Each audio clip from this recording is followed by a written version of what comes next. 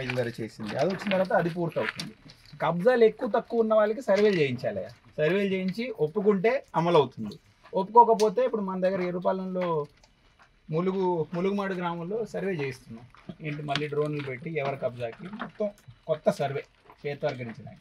అది చేసినప్పుడు మిగతా వాళ్ళకి పరిష్కారం. దాదాపు 40% మందికి ఇప్పుడు పరిష్కారం అయిపోతుంది. మీ సలహాలు ఏమైనా ఉన్నాయా? చెప్పండి. చేయాలి.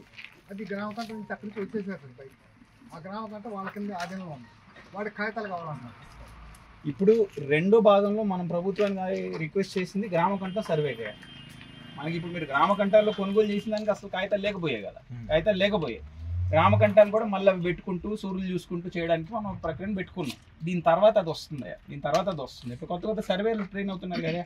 లైసెన్స్ సర్వేర్లనే ఒక గ్రామంకు 2 గ్రామాలకు ఒక సర్వేని ఇవ్వడానికి. మా దగ్గర సర్వేలు ఉన్నదే మొత్తం జిల్లాలో 20 మంది ఉన్నారు ఇంత పని చేయడానికి. 600 మంది ట్రైనింగ్ పొందుతున్నారు 50 రోజులు. వాళ్ళని దీంట్లో దింపచ్చు. గ్రామకంఠంలో కూడా పట్టాలను పట్టుకుంటూ విభజించుకుని అన్నదమ్ములకి ఎలా ఇచ్చుకున్నారో పట్టాలు ఇవ్వడానికి. అప్పుడు మీరు కొనుగోలు చేయడం గ్రామకంఠంలో కూడా మీకు కుదురుతుంది. ఇండియా పాకిస్తాన్ తాజా అప్డేట్స్ కోసం డౌన్లోడ్ చేసుకోండి RTV లైవ్ యాప్.